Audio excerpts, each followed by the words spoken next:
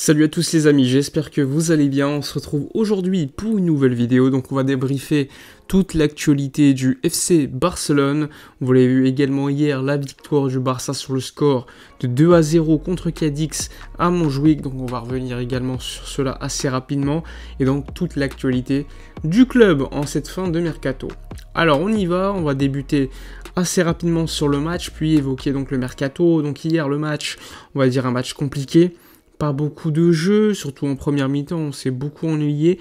On va dire que le point positif de cette première mi-temps, c'était surtout Lamine Yamal qui avait été très très bon en première mi-temps. Donc assez impressionnant pour le joueur le plus jeune titularisé en Liga, donc assez impressionnant.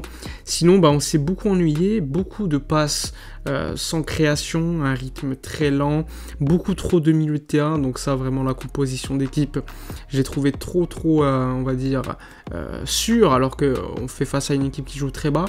Les seules occasions qu'on a encaissées, eh bien, c'est des occasions qu'on donne, tout simplement, des erreurs de notre part, largement évitables. Donc il faudra améliorer cela lors des prochains matchs. La seconde mi-temps était un peu plus dynamique, Pedri a plus pris le rythme du jeu à son compte, on a plus vu Gundogan, donc ça c'était positif de voir quand même une belle réaction en fin de match. Néanmoins, beaucoup de déceptions sur le jeu, Lewandowski qui n'est pas bon, qui surjoue, qui revient trop en retrait à mon goût. Sur les côtés, eh bien, l'entrée d'Ansu Fati a été positive, comme celle de Ferran Torres. Mais encore une fois, j'ai pas aimé le match de Baldé, assez étonnamment. Hier, il était pas bon.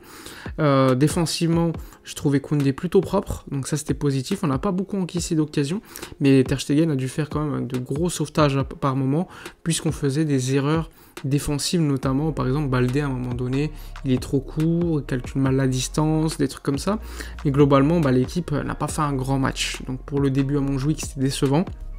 Pedri et Ferran ont marqué les buts importants qui permettent de gagner le match, mais on attend beaucoup plus en termes de jeu, et vu ce qu'on a vu hier, c'était vraiment quand même décevant. On attendait beaucoup plus, même s'il y a eu des points positifs comme Lamine, comme l'entrée de Ferran en dessous, du match également de Frenkie de Jong qui a été excellent hier. Donc il y a quand même des points positifs, mais on attend largement plus en termes de jeu de manière collective, parce que individuellement tu as toujours certains joueurs qui vont s'en sortir, mais collectivement c'est toujours trop limite. Bref, sinon également concernant le mercato, les informations, etc. Vous l'avez vu ce matin, l'officialisation du prêt de Serginho Dest vers le PSV Eindhoven, donc prêt avec option d'achat fixée à 10 millions d'euros, donc positif, avec une clause de rachat, enfin un pourcentage à la revente en cas de levée de cette option par le PSV l'été prochain.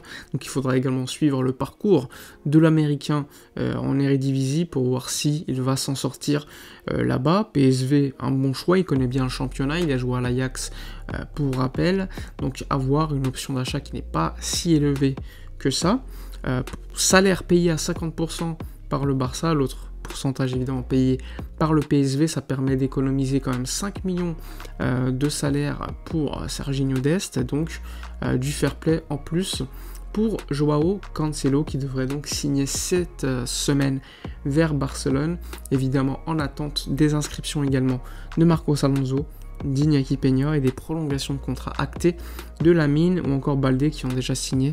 Mais pour enregistrer ces prolongations et les annoncer, il faut pouvoir les inscrire, et pour cela on attend encore les 20 millions d'euros restants du fonds allemand qui a investi dans Barça Studios. Donc lorsque le Barça aura reçu les 20 millions restants, puisqu'on a déjà reçu 40 millions d'euros, bien une fois reçu, le Barça pourra inscrire tous les joueurs que je vous ai donc cités. Donc ça c'est quand même le point positif pour les inscriptions, les prolongations de contrat, etc., etc.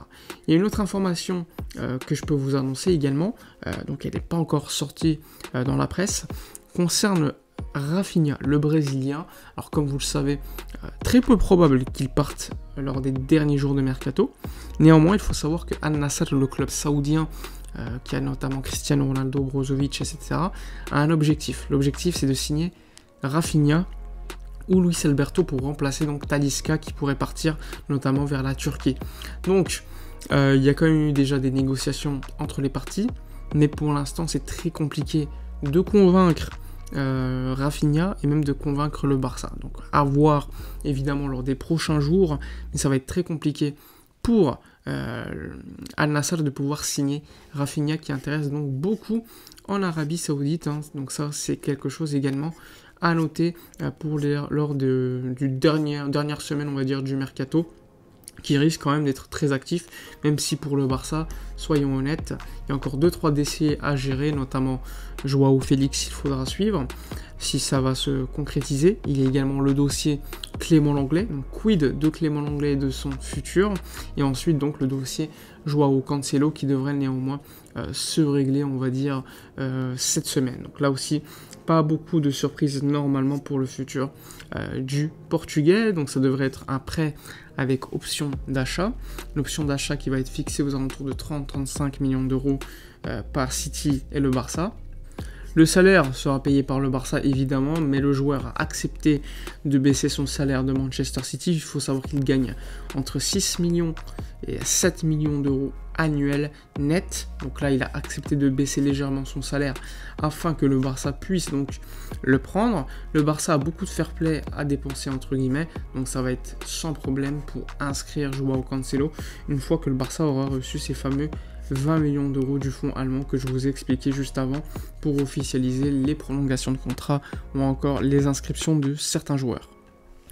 Il y a eu également des informations relatives à Marcos Alonso qui ont tourné un petit peu dans les médias espagnols, qui expliquent notamment que Marcos Alonso aurait des offres de première ligue, donc il faudrait suivre son cas.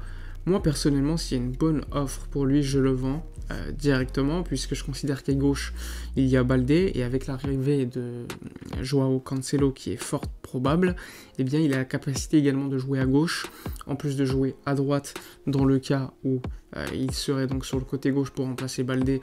Tu peux mettre un Araujo, tu peux mettre un Koundé, bref, tu as toujours quelques solutions comme Sergi Roberto également sur le côté droit dans le cas où tu as besoin d'un latéral gauche en cas de blessure de Baldé par exemple. Donc ça offrirait quand même beaucoup d'options, et franchement si Marcos Alonso a une bonne offre, vu le salaire qu'il va percevoir cette saison, à 9 millions d'euros bruts annuels pour Marcos Alonso lors de cette seconde saison, personnellement je ferai le choix de lui dire tout simplement au revoir. Bref, on a fait le tour sur toutes les informations.